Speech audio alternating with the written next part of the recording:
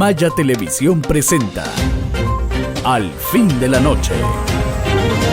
Bienvenidos. Bienvenidos al noticiario Al Fin de la Noche por Maya Televisión. Esta es una transmisión desde la ciudad de San Pedro Sula, el departamento de prensa de Maya Televisión, con emisoras asociadas que hacen una retransmisión de esta programación. Radio 1, la poderosa y libertaria de Honduras. Igual el noticiario abriendo la mañana, iniciando el día a través de Radio El Mundo. Todas las compañías de cable les enviamos un saludo a los televidentes, siempre recordándoles que están haciendo la transición de nuestra compañía de televisión a la caja digital. Eso significa que hay cambios. Ya el número donde usted agarraba, donde usted conectaba o donde usted podía surtir su televisor, cambió. Digamos, en claro, la banda donde nos va a ver, donde nos va a conectar es el 66. Antes teníamos otro número, ¿verdad? En la caja digital de la compañía de telefonía celular, claro. En Tigo todavía estamos en los números normales, pero en Tegucigalpa algunos televidentes nos están reclamando que la compañía de cable Mayavisión nos desconectó o nos cambió. No nos desconectó ni nos cambió como lo podríamos pensar, sino que pasamos a la caja digital. Y les advertimos el año 2019, cuando ustedes compraban los televisores, esos estaban, como quien dice, para ese momento programados. Ahora hay algunos televisores que no pueden entrar en la esfera de la señal de la televisión. Ya no es análogo, es totalmente HD. ¿El número? 120 en Mayavisión. El número 120 Mayavisión para todo lo que es el Distrito Central, especialmente el departamento de Francisco Morazán, Tegucigalpa, Comayagüela. Saludos, amigas y amigos. Ahí en la pantalla está el número de WhatsApp 99-9205-94 para que nos escriban. Luz Aide Lagos, una televidenta allá en Tegucigalpa, es una de las aldeas de allí del municipio del Distrito Central. Ella está pendiente de la transmisión. Jorge Quintanilla, su familia, pendientes de nuestra emisión. Saludos. También está el periodista Honorio Cruz en Choluteca. Para él y para toda su familia, a esta hora le enviamos saludos. Las noticias están llegando a ustedes de acuerdo al quehacer y a la dinámica de nuestro país. Se ha conmemorado el Día del Estudiante de manera virtual, porque los alumnos no están en los salones de clase ni en la escuela. El sistema preescolar no están en los salones de ciclo común, ni tampoco en el nivel medio. Tampoco las universidades. No hay clases en la Universidad Nacional Autónoma de Honduras, en ninguno de sus campus, especialmente San Pedro Sula, Tegucigalpa. No, es que a nivel nacional no hay clases en la Universidad Nacional Autónoma de Honduras, e igual en la Universidad Pedagógica Nacional Francisco Morazán. Y si no hay en la alma mater, que es el pegue de todas las universidades privadas, no lo hay en ningún lado. A propósito del Día del Estudiante, quisiéramos tomar la última parte, cuando el ex rector de la universidad, Osvaldo Ramos Soto, en su puesto ahora de diputado ante el Congreso Nacional, porque hay diputados ante el Congreso del Fútbol, hay diputados al Congreso Infantil, bueno, hay diferentes cámaras, pero por supuesto que el Poder Legislativo es la máxima expresión, es el primer poder del Estado. Entonces, ahí el señor Osvaldo Ramos Soto, que en el pasado fue presidente de la Corte Suprema de Justicia también, fue rector de la Universidad Nacional Autónoma de Honduras, es un diputado, y también hay que recordar que fue aspirante a la presidencia de la República. Fue, oiga bien, el candidato del Partido Nacional de Honduras y perdió. Entonces, ahora es diputado. ¿Con quién perdió el Osvaldo Ramos Soto? Con el doctor Carlos Roberto Reina. Es un ejemplo político aquí en el país el doctor Reina, porque esperó casi 50 años para llegar a la presidencia de la República. En todos los procesos electorales, él iba primero de precandidato, porque el Partido Liberal, hay que decirlo, es el pionero de las elecciones primarias, lo que le llaman las elecciones internas, para buscar candidatos a cargos de elección popular, diputados, alcaldes y también la presidencia de la República. Pues, cuando menos esperaba, Reina, que había hecho un trabajo como abogado, como jurista, defendiendo los limítrofes territoriales del país, especialmente con El Salvador. Recuerdan ustedes, la Corte de La Haya dio un resultado, un fallo muy favorable a Honduras, y el protagonista del reino del derecho fue el doctor Carlos Roberto Reina. Siempre estuvo allí de lado su hermano Jorge Arturo Reina.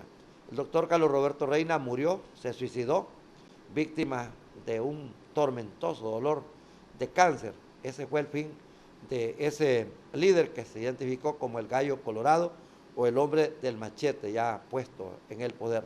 Lo que quiero manifestarles es que se ha publicado a través de los medios de comunicación. No puede decir Osvaldo Ramos Soto que no es así, porque nosotros tenemos la evidencia que es un audio, y también está el vídeo del canal del Congreso Nacional, donde dispone que hay que hacer una reingeniería en la Universidad Nacional Autónoma de Honduras, al menos así lo entiendo, y que la universidad tenga una comisión de consulta al más alto nivel, algo así pues, que no sea la universidad directamente la que tome algunas decisiones, especialmente con esto de lo que es dirigir las universidades privadas. Entonces, no entiendo por qué el abogado Osvaldo Ramos Soto hace esa propuesta, que ha salido al paso de una aclaración, pero al menos la publicación que tenemos nosotros aquí de los periódicos, y voy a tomar la del periódico El Libertador, donde dice: el rector magnífico propone quitar autonomía a la Universidad Nacional, y esto fue en el marco del Día del Estudiante.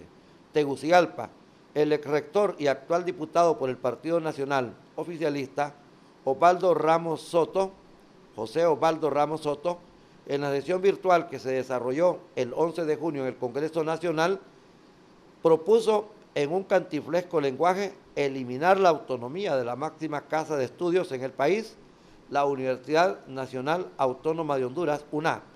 Ramos Soto dijo: de esto el tema educativo, solo queda pendiente la UNA.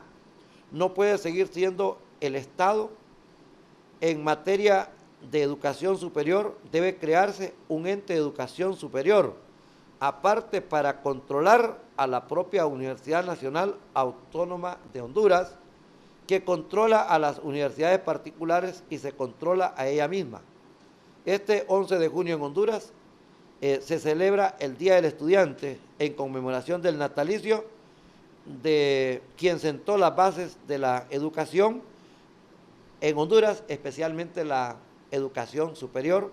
Reza la publicación del periódico El Libertador, donde le da crédito a esto que supuestamente expuso el presidente del Congreso Nacional, y de lo que tenemos nosotros aquí una orientación, aquí tenemos, como quien dice, una evidencia. A esta fecha ha salido el diputado Osvaldo Ramos Soto a decir que le malinterpretaron.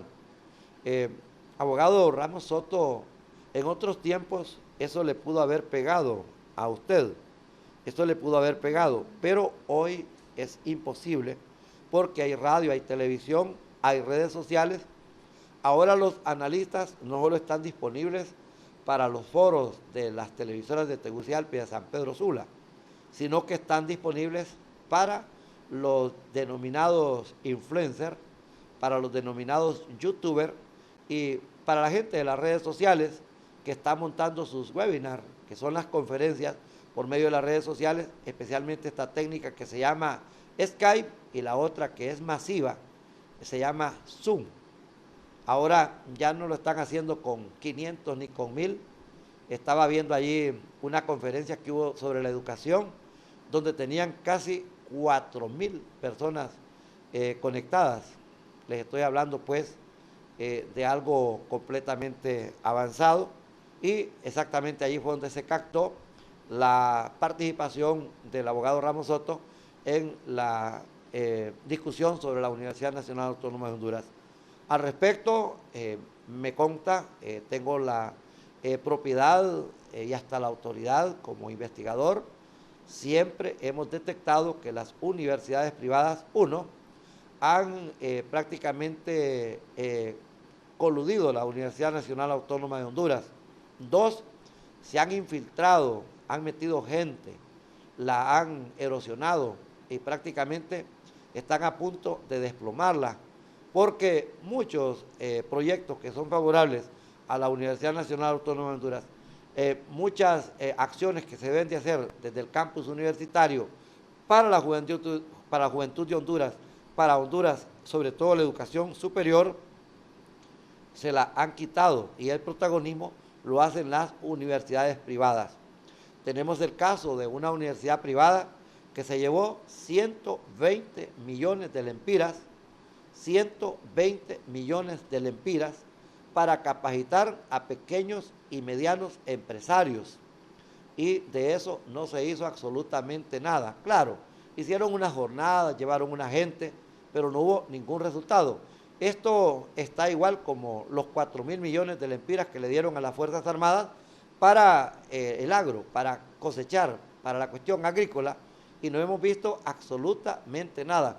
Yo paso pidiendo un ayote, yo paso pidiendo un quintal de frijoles, un quintal de arroz, un quintal de maíz. No, no hay nada, ni saben hacer absolutamente nada. Lo que usted puede conseguir al hacer un reclamo de esos es un balazo, una buena toleteada, una buena gaseada, o cuando la suerte puede estar totalmente en contra suyo, lo pueden desaparecer, porque esas han sido las técnicas que han utilizado aquí los cuerpos de seguridad o los cuerpos represivos del Estado, y en este caso los militares tienen pero muy mala fama. Definitivamente eso hay que tener un gran cuidado con respecto a ello. Creo que vamos a respaldar a la Universidad Nacional Autónoma de Honduras para que siga rectorando la educación superior. De no ser así, las denominadas pulperías, glorietas, los minimercados o los supermercados de la educación privada de Honduras estarían completamente descontroladas. Lo que sí es que si la Universidad Nacional Autónoma de Honduras es el organismo rector de la educación superior, tiene que estar elevada la institución, tiene que estar tecnificada, tiene que estar completamente despolitizada, porque el problema de la Universidad Nacional Autónoma de Honduras es la politización. En este momento ha habido una infiltración del Partido Nacional en el poder, pero de manera profunda, de manera terrible. Cuando esté el Partido Liberal sucede igual, y si algún día llega al poder, que va a llegar, eso no hay que menoscabarlo, ni despreciarlo, ni descartarlo, va a llegar el Partido Libre, al igual cuando ya esté constituido en poder político, en partido político institucional, el señor Salvador Narrala, también tiene que ser perseverante, tiene que ser luchador, estos poderes políticos, para que lleguen, como que dice, a mandar el país. Es más, yo, de acuerdo a los estudios que he leído, las investigaciones que he hecho, el Partido Liberal está boqueando después de más de 120 años de su fundación. Y el Partido Nacional, lo que sucede es que está en el poder. Pero si usted me dice quién está más desquebrajado, quién está más dividido, es el Partido Nacional. En este momento tiene por lo menos 6 facciones. Usted va a identificar el grupo de el señor Narriapura, el papi a la orden, el alcalde de Tegucigalpa. Va a encontrar el grupo de Monarca, que lo presidió en vida Rafael Leonardo Callejas. Hoy quedó el señor Ramón Castillo, el chino Castillo Callejas, el Monarca. El grupo de Jorge Lobo, el hijo del expresidente Porfirio Lobo Sosa, que tiene su grupo político. Y está el grupo de Ricardo Álvarez, el que fue alcalde de San Pedro de Tegucigalpa, el exalcalde de Tegucigalpa, famoso por su proyecto del Trans 450, que nunca arrancó esa vía terrestre en la capital y que esperamos que algún día pueda arrancar. Está el grupo político del doctor Mauricio Oliva y tengo entendido que se está fraguando el nacimiento de otro movimiento. Y hay otros movimientos más pequeños dentro del Partido Nacional. Este es el juego institucional, el juego político, este es el juego democrático, pero cuando uno mira el antagonismo, en realidad llama la atención, se alarma. Usted me pregunta cuál de todos esos grupos es el más poderoso. Permítame hacerle una descripción. El grupo más poderoso y peligroso para la división y la caída, el resquebrajamiento del Partido Nacional es el que dirige el diputado Jorge Lobo.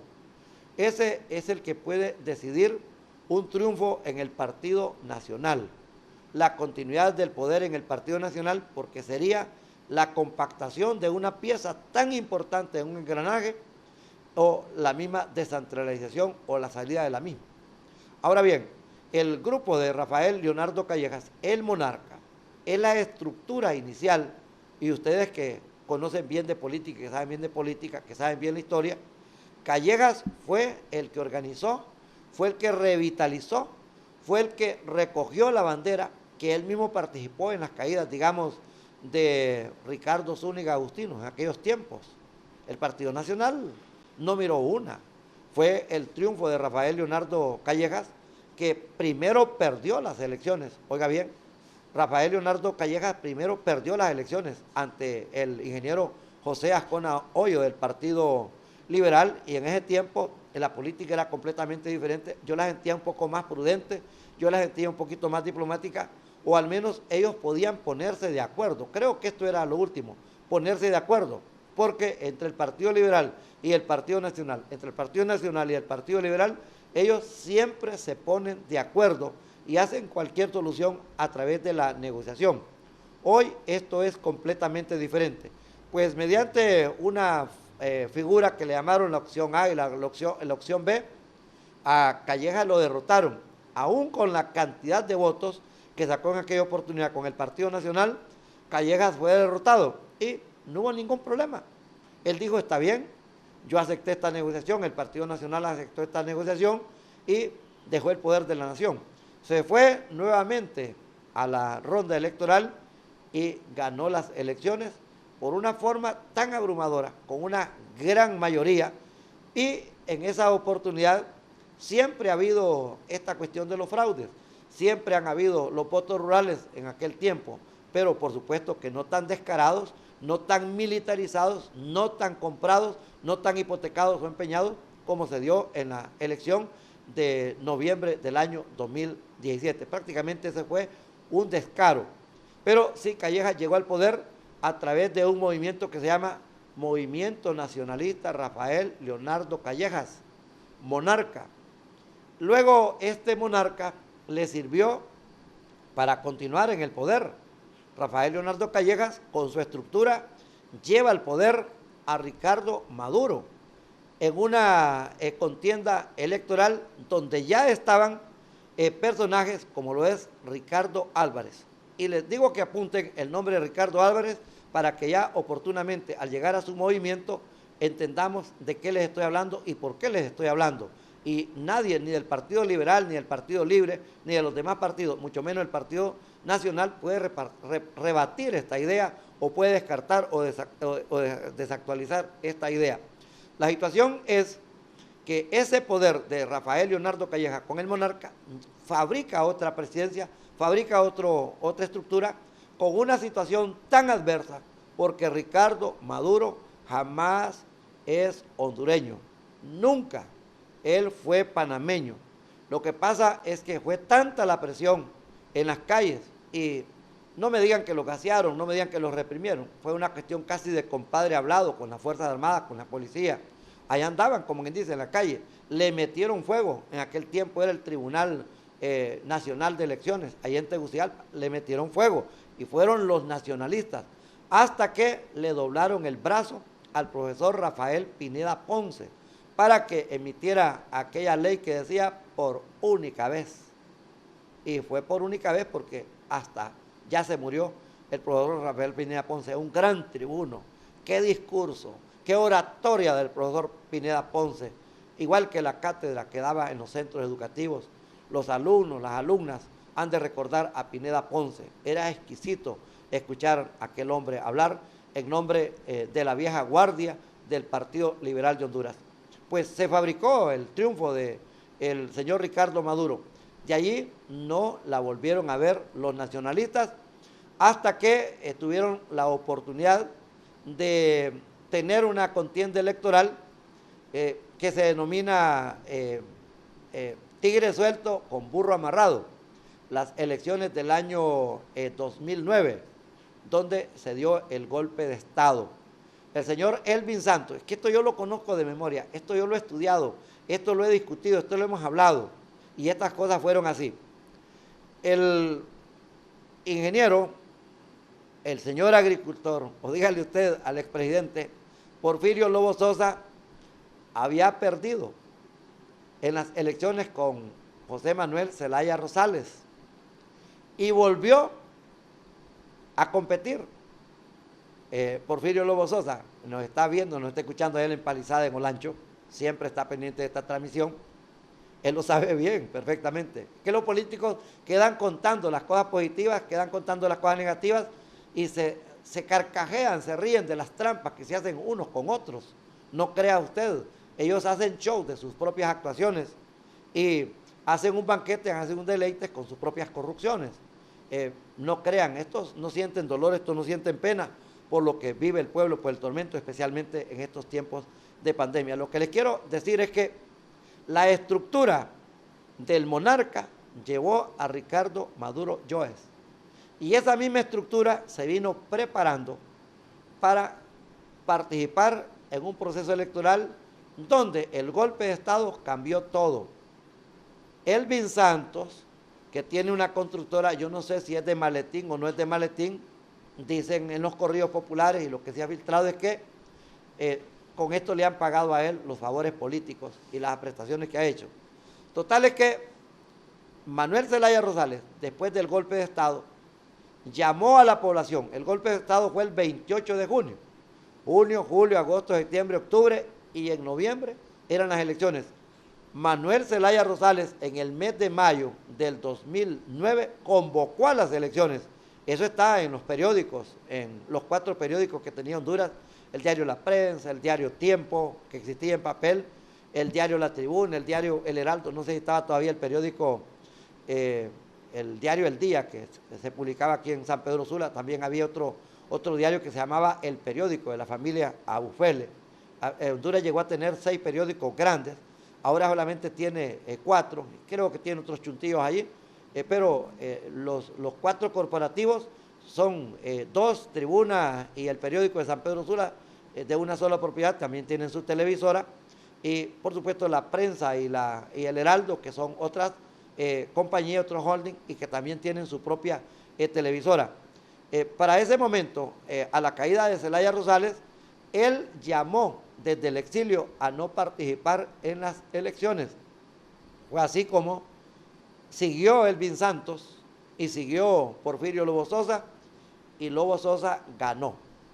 El Tribunal Nacional de Elecciones de ese tiempo lo que hizo fue hacer una distribución de votos, ponerle una cantidad para los cargos de presidente, los cargos de diputados, los cargos de alcaldes. No fue lo que la gente votó, porque el Partido Liberal no votó.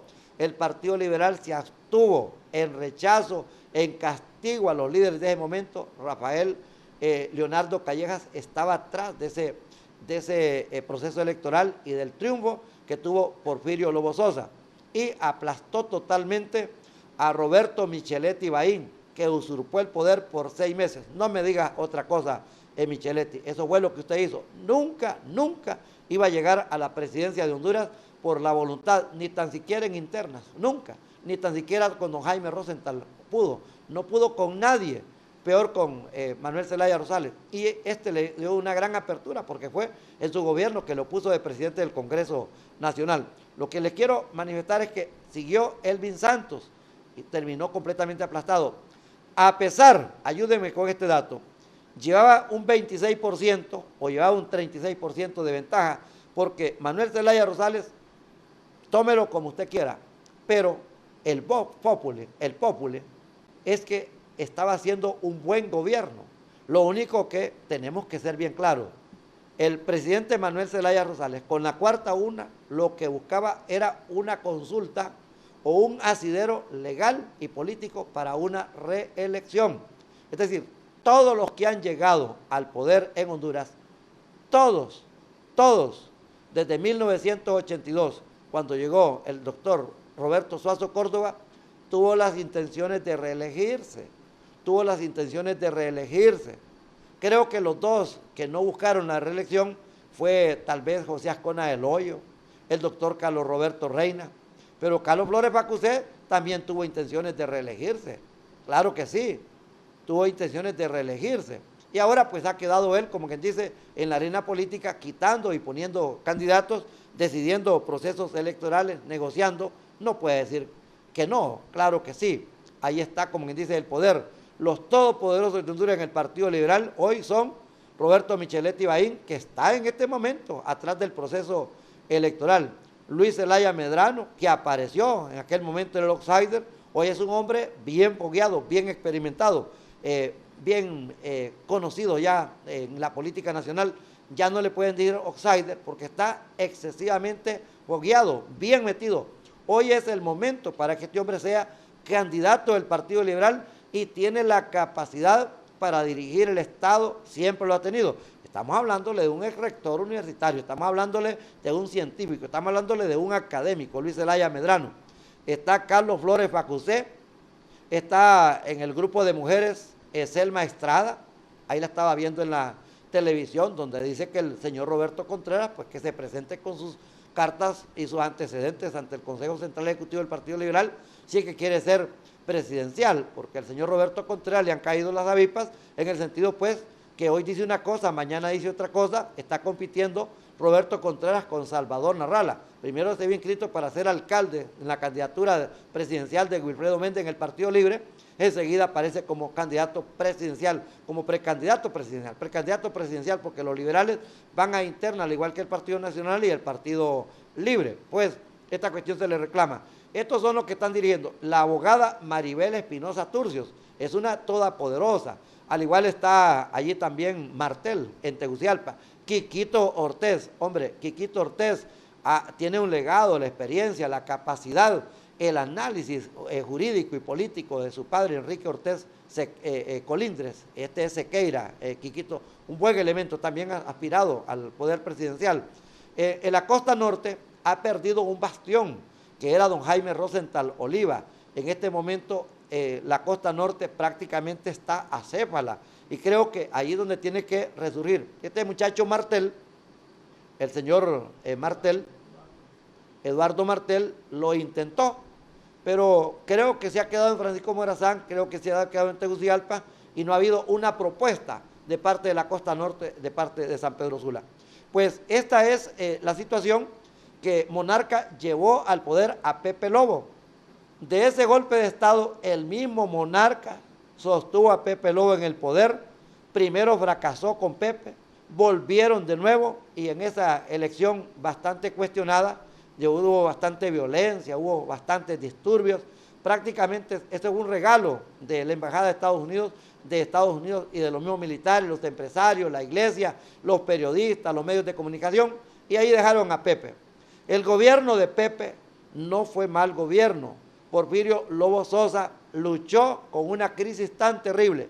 Dos presidentes que han luchado con crisis. Carlos Flores Facusé con la crisis del huracán Mitch, la tragedia. Una recomposición, y es lo que le recomiendan los expertos, especialmente el Colegio Médico, a Juan Orlando Hernández, que recurra a estos hombres y estas mujeres que se convierten en gurú para saber cómo solventaron, cómo negociaron, cómo pidieron y cómo sacaron adelante al país de aquello tan difícil como lo es una tragedia natural, como es una tormenta devastadora, un huracán. Es más difícil que la pandemia, a pesar que la pandemia es a nivel mundial, pero si Honduras se hubiera preparado con hospitales, con farmacias, con personal médico, con equipos, otra situación nos estuviera cantando. No, hay que irse a subir al barco que está allá en las costas de Puerto Cortés, de Tela, en Ceiba, no sé dónde puerca lo tienen, el barco que compraron ahí por unos 60 millones de dólares, o hay que irle a pegar una mordida, o hay que irlo a tocar para curarse del coronavirus, el dengue y estas enfermedades, no decir las catastróficas que tenemos como el cáncer, la insuficiencia renal, la depresión, en fin, una serie de pestes que tenemos aquí en el país, porque Honduras es un país bastante enfermo, a pesar de ser un país bastante joven. El movimiento de Callejas fue el que llevó a Juan Orlando Hernández al poder. Primero lo puso en el Congreso Nacional Pepe Lobo. El profesor de Juan Orlando Hernández se llama Porfirio Lobo Sosa. Porfirio Lobo Sosa es el profesor de Juan Orlando Hernández.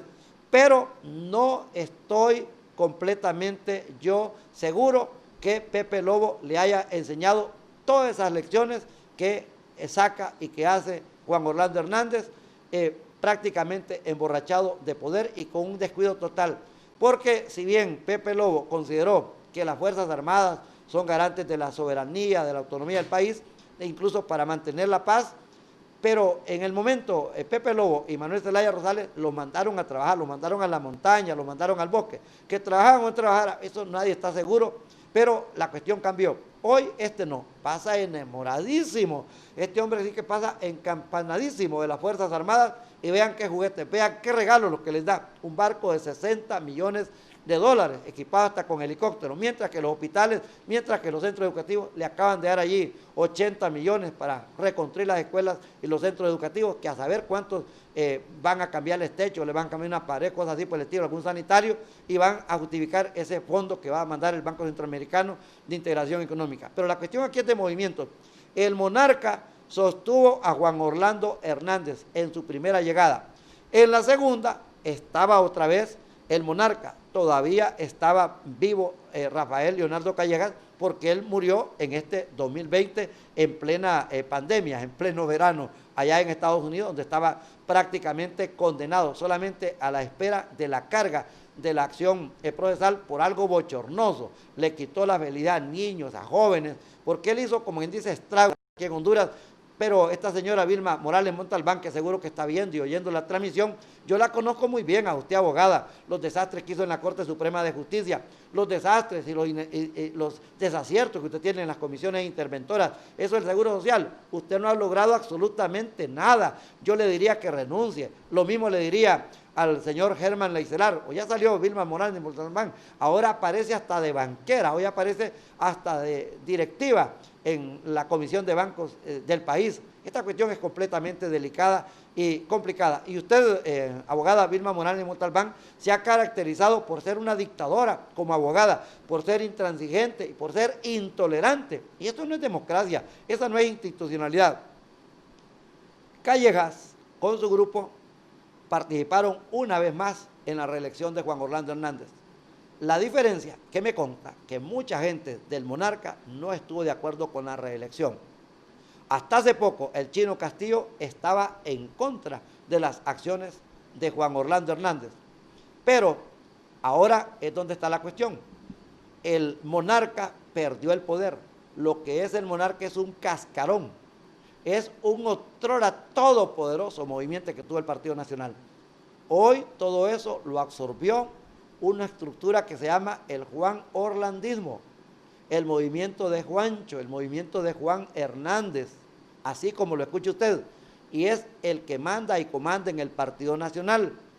Se le señala a Juan Orlando Hernández de tener a su candidato, a Narria Pura, allí en Casa Presidencial de tener al otro que fue aspirante a la candidatura, no se conformó el movimiento, pero tuvo las aspiraciones, y que es el presidente del Consejo Central del Partido Nacional, Reinaldo Sánchez.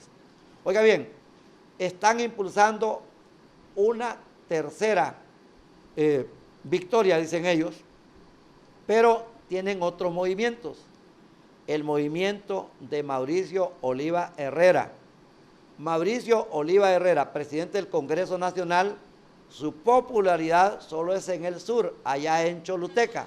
Ha logrado algo allí en la capital, en Tegucigalpa, en Comayagüela.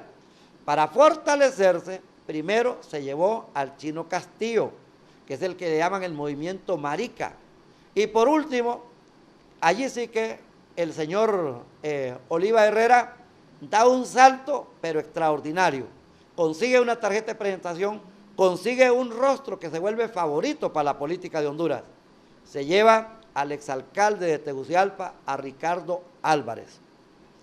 Díganme ustedes, analistas políticos, díganme ustedes, politólogos, díganme ustedes, expertos en campañas, ¿quién tiene bases de coordinación a nivel nacional? En los 18 departamentos, incluyendo La Mosquitia, incluyendo Islas de la Bahía. Solamente los tiene el movimiento de Juan Orlando Hernández. Claro, tiene la chequera de Casa de Gobierno, donde hay hasta una cuenta confidencial. La usa a discreción, son millones y millones y millones de lempiras. Ellos pueden comprar, ellos pueden resolver cualquier situación. Ellos, en los 18 departamentos, bien armados, bien mapeados electrónicamente. Y ellos tienen, como quien dice, los sellos, tienen todo lo del Partido Nacional. Ahora, ¿quién es la verdadera oposición de Juan Orlando Hernández? ¿Y quién lo ha sido? En las últimas 3 gobernanzas del Partido Nacional, hasta con Porfirio Lobo Sosa, hasta con Ricardo Maduro, se llama Ricardo Álvarez. Ricardo Álvarez es figura trascendente en el gobierno de Ricardo Maduro. Es figura trascendente en el gobierno de Porfirio Lobo Sosa, pero para llevarlos al poder siempre ha estado también. Esto no lo puede negar Álvarez. Y luego es figura preponderante cuando le gana las internas a Juan Orlando Hernández. ¿Quién fue el que le gritó que hubo corrupción, que hubo fraude? Se llamó Ricardo Álvarez. En este momento, la cuestionada reelección inconstitucional para unos y constitucional para ese puñito del Partido Nacional, el gran opositor, el gran contentor fue Ricardo Álvarez. Es decir, el Juan Orlandismo tiene coordinaciones en los 18 departamentos, en los 298 municipios, pero el que tiene coordinaciones en los 18 departamentos y en los 298 municipios, le estoy hablando del Partido Nacional, se llama Ricardo Álvarez. Ricardo Álvarez le debe más lealtad, le debe más fidelidad y le debe más entrega al nacionalismo, y le hablamos de la simpatía del pueblo hondureño, porque prácticamente ha sido el candidato del Partido Nacional a quien le han quitado la candidatura por una o por otra artimaña. Y eso es lo que siempre se le va a preguntar: ¿por qué con suma facilidad ha cedido la candidatura en el Partido Nacional? Y esta es la ganancia en este momento. Ya Monarca no tiene absolutamente nada. Osvaldo Ramos Soto está reventado, quebrado, no vale nada. Solo es el nombre nada más. Doña Nora Gúnera de Melgar perdió la candidatura presidencial, perdió la presidencia pues, tenía la candidatura, perdió la presidencia ante Carlos Flores Bacusé. Osvaldo Ramos Soto la perdió ante el doctor Carlos Roberto Reina. Porfirio Lobo la perdió ante el señor Manuel Zelaya Rosales. Pero siempre estuvo el Monarca. El Monarca no vale nada, solo es un referente de lo que hizo en aquel momento. Ya Callejas ya murió. Castillo no tiene ese liderazgo a nivel nacional. Entonces, los liderazgos en este momento a nivel nacional no es Narri Afura. Narri Afura es como Oliva Herrera, solo es conocido en Tegucigalpa, Y lo que Narri Afura ponía de presentación, que eran las calles, los bulevares, los puentes, eso quedó completamente desvirtuado y desvinculado con la falta de agua, la parte humana. No hay agua en Tegucigalpa. Y el señor Ricardo Álvarez todo el tiempo reclama que su proyecto cumbre emblemático, el Trans, a pesar que hubo actos de corrupción, que hubo saqueos, pero Pape a la Orden perfectamente lo pudo echar a andar. Que no me diga que no. Perfectamente lo pudo echar a andar. No, él hizo su propio plan de gobierno. Y ahora, Ricardo Álvarez, Mauricio Oliva, el señor Ramón Castillo, van a competir contra el movimiento superpoderoso con la chequera del Poder Ejecutivo, la chequera del Poder Ejecutivo, que también es la chequera del Poder Judicial, la chequera de las Fuerzas Armadas, la chequera del Ministerio Público y todos los ministerios y la mayoría de alcaldías de Honduras van a competir contra la chequera del Poder Legislativo, así le llamo yo. Entonces, Mauricio Oliva se ha rejuvenecido, uno, porque Ricardo Álvarez todo el tiempo luce como un dandy, como un caballero, como un hombre joven.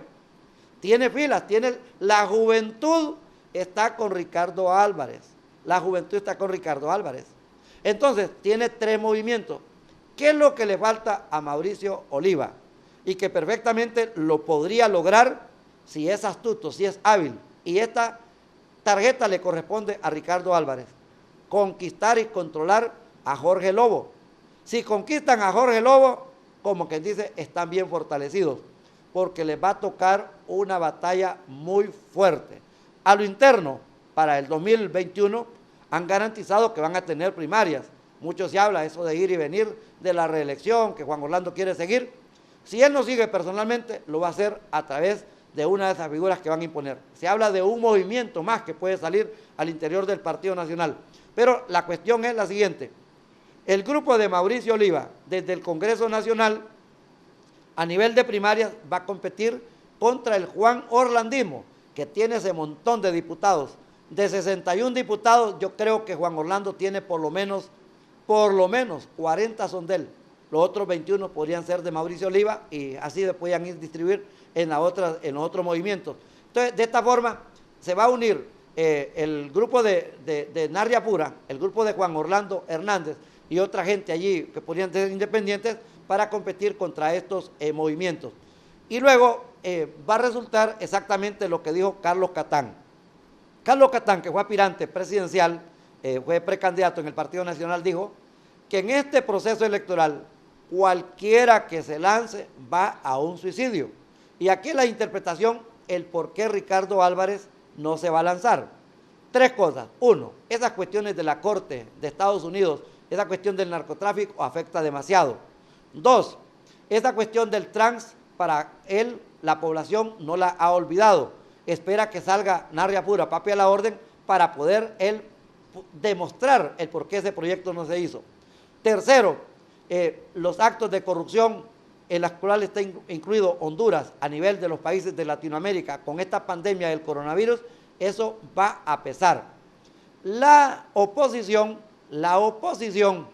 tendrá una carta, si logran sostener a Jorge Lobo, tendrán una carta importante que se convierte en lo que nosotros llamamos siempre el fiel de la balanza. ¿Qué pasa? Que Jorge Lobo, unido con el Partido Liberal, una vez unificado, el Partido Liberal da unas muestras. ¿Saben por qué Luis Medrano, en honor a la verdad, no sacó la cantidad de votos que tenía que sacar? Porque el Partido Liberal apoyó al Partido Libre y apoyó a Narrala para ganar el proceso electoral y sacar a Juan Orlando Hernández. Pero no fue posible por esos cortes de energía, por esas manipulaciones al sistema de computación. Ahora van con otra cuestión. Esto de la cédula nueva, esto del registro nacional de las personas, esto va a pesar demasiado. Entonces, Salvador Narrala, en el partido Salvemos Honduras, con partido y sin partido, el Partido Libre, el Partido Liberal, el Partido Pino, más otras facciones políticas que se peguen, más este grupo de Jorge Lobo, el hijo de Porfirio Lobo Sosa, créanmelo que esta estructura, este bloque, esta plataforma, tiene grandes posibilidades de ganar, siempre y cuando los militares le quiten el fusil del pecho y que guarden sus bombas y sus helicópteros y sus naves de muerte, de guerra. Y dos, que la embajada americana no meta las manos, porque si usted recuerda, aquella doña es la que estaba ahí en la puerta del tribunal, esa doña es la que estaba tocando las computadoras en aquel momento. Esto tiene que ser, además, el país prácticamente ya con esta pandemia, con esta emergencia, se fue a ese proceso electoral. Primero es este que se va a hacer a nivel interno, donde todavía tenemos las dudas. Nadie puede garantizar porque falta bastante tiempo. Estamos casi a mitad del año 2020 y luego este proceso no sería en el mes de marzo, como se ha hecho siempre en interna, sino que tendría algún otro plazo, o al menos pues de que no cambien nada y que lo hagan en el mes de marzo, que es el mes de los fraudes internos, porque el Partido Libre tuvo un gran fraude. Este grupo del 28 con otro más, cómo aplastaron al 5 de julio el doctor Nelson Ávila, al MRP de Russell Tomé. Oiga bien, y hablan de democracia, hablan de institucionalidad, juegan de juego político, no, para nada. Y en el Partido Liberal, estos, ¿me entiendes?, se aprestan. Estos se han vuelto así como una dama que se ponen al servicio del Partido Liberal, del Partido Nacional. El Partido Liberal se pone al servicio del Partido Nacional cuando le conviene, y cuando no le conviene, se retira. En la bancada del Partido Liberal, presidida por Mario Afura o por Mario Segura, allí lo que estamos viendo es un grupo que se plega a los intereses del Partido Nacional para hacer legislaciones. Óigame, si en el proceso pasado les dieron la presidencia del Congreso Nacional, se la dio libre votaba para que el Partido Liberal tuviera la presidencia del Congreso Nacional. Vean, ¿por qué aceptaron? ¿Por qué no lo aceptaron? Otra cosa cambiara, pero definitivamente es negociaciones. Creo que este es el tablero. Yo en realidad eso del ajedrez me encanta verlo. Califico, digamos, al campeón mundial de ajedrez en Honduras, el licenciado Wendel López, extraordinario. A todos los ajedrecistas les mando un saludo, pero sobre todo a los que están en el ajedrez político. El periodista Trino Murillo, lo recuerdo, con sus crónicas, con sus participaciones, al igual que otros que han estado en esta cuestión política, de cómo lo mueven, de cómo está la situación. Sinceramente, quisiéramos nosotros entender que el país tiene que cambiar, ya tienen que dejarse de sinvergüenzadas, ya tienen que dejarse de manipulaciones, ya tienen que dejarse de triquiñuelas, ya tienen que dejarse de negociaciones a las espaldas de la población. Y yo les digo esto después de leer un manifiesto público de los médicos preocupados por lo que está pasando en Honduras con respecto a la salud. Aquí también tiene que haber un manifiesto público de los docentes, de los profesores preocupados por la educación de Honduras. No hay educación sin salud, no hay educación sin salud, no hay salud sin educación. Y aquí estos médicos, 63 firmas, hacen una revelación de cómo se ha manejado la situación en el sistema educativo y en el sistema de salubridad. Y no hay tales de que la pandemia del coronavirus agarró desprevenido a todo el mundo, es verdad, pero hablemos de Centroamérica. Todos los países de Centroamérica han manejado perfectamente la pandemia. ¿A quién mejor? Unos dicen que fue Costa Rica, otros dicen que fue Guatemala, otros dicen que Nayib Bukele en El Salvador, otros que Daniel Ortega en Nicaragua. Lo hizo bien Panamá, que fue de los peores, lo hizo bien Belice en la otra parte del limbo centroamericano, pero el caso de Honduras, con esos hospitales inflables, con esas mascarillas, con esa venta de gel, con esa contratación de médicos que todos son activistas, esto lo dice aquí, lo dice acá este manifiesto de los médicos en el punto 1, y tiene que ver el bipartidismo. Conocemos a fondo la problemática sanitaria que por décadas hemos vivido. Sabemos del poco interés que la mayoría de los gobiernos han dado al tema salud. Hemos vivido la escasez de presupuesto y recursos en nuestras diferentes unidades asistenciales y hemos llorado de coraje e impotencia ante las mismas. Señores del Colegio Médico, señores médicos en general, ustedes han sido hechores, consentidores, cómplices de esta situación que estamos viviendo los hondureños. Los pobres sí que la pasamos mal con estas epidemias y con estas pandemias, porque esto del dengue ha matado más que el coronavirus. En cambio, al coronavirus se le han destinado más de 120.000 millones de lempiras y al dengue se le han destinado algunos miles de lempiras. No ha sido lo mismo. Nunca como hoy se había caído tan bajo en el trato a la población Nunca como hoy se había mentido tanto sobre las causas de los problemas. Nunca como hoy se había contado con tanto dinero para el sector salud, pero también nunca como hoy se le había manejado y despilfarrado de manera tan burda e inconsciente los recursos del pueblo en materia de salud. El punto número 3 de estos 63 médicos firmantes dice: desde el inicio de este gobierno, el tema de salud ha sido utilizado para buscar réditos políticos. Se ha mentido organizando comisiones o juntas interventoras cada vez que ha salido a la luz pública un problema, y dichas comisiones o juntas no han hecho nada real por cambiarlo, sino que solo han servido para ganar tiempo e invisibilizar el problema, ocultando como los gatos sus falencias. Si faltan medicamentos, se ha acusado al personal de robárselo. Si falta equipo de bioseguridad, dicen que el personal se lo roba o lo malutiliza. Si no funcionan los quirófanos, es porque alguien se robó hasta un tornillo. Si no hay cupos, han llegado a la desfachatez de decir que es culpa de la población que se enferma porque no se cuida, entre otros argumentos. El punto número 4. Han olvidado decir que el principal culpable es quien por ley debería proveer las condiciones mínimas de salud para toda la población.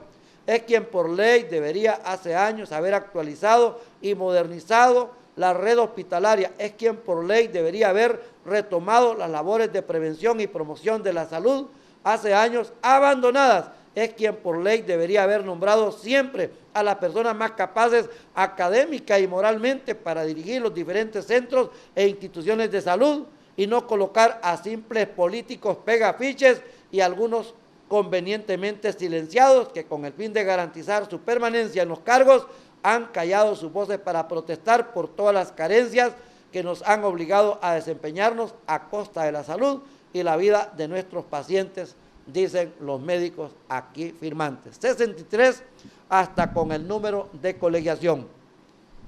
Dicen que el colegio médico está politizado, que preside la doctora Suyapa Figueroa. Dicen que el colegio de odontólogos está politizado. Dicen que el colegio de psicólogos está politizado. Dicen que el colegio de enfermeras está politizado. Solamente que no está controlado por ustedes. Pero bueno, aquí está un colegio de 63 médicos independientes diciéndoles la verdad. Y los culpables es el bipartidismo. Pero también usted, mi amiga, mi amigo, porque no participa, porque no protesta, porque se le muere, porque se enferma, porque saca el billete, paga el médico, paga sus medicamentos, anda haciendo allí negocios con los laboratorios, tanto los clínicos como los laboratorios técnicos. ¿Sabe usted que cuesta un TAC? Usted necesita por lo menos 10.000 lempiras para que lo hagan completo y tiene que sacárselo. El país bastante enfermo, bastante desnutrido, la situación dental, la caries, en fin, es una cuestión bastante difícil.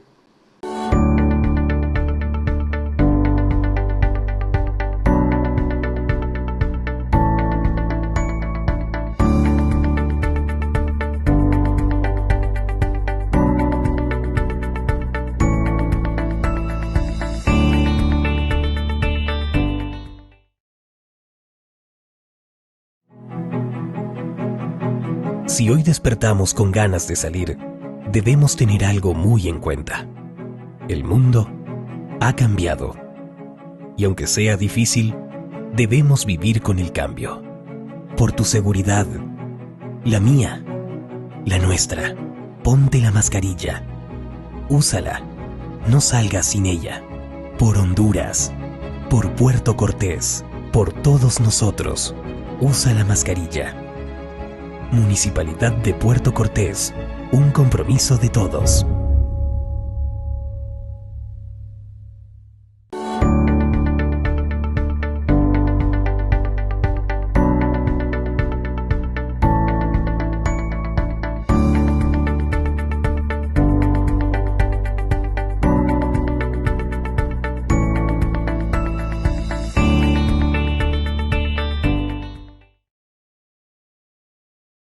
Así la malgastamos, así la desperdiciamos, así somos de inconscientes. No nos importa el que no la tiene. Y así nos vamos a quedar todos. No olvidemos que el ciclo del agua y el ciclo de la vida son uno mismo. Agua que no has de beber, debemos proteger. Maya TV, cobertura total.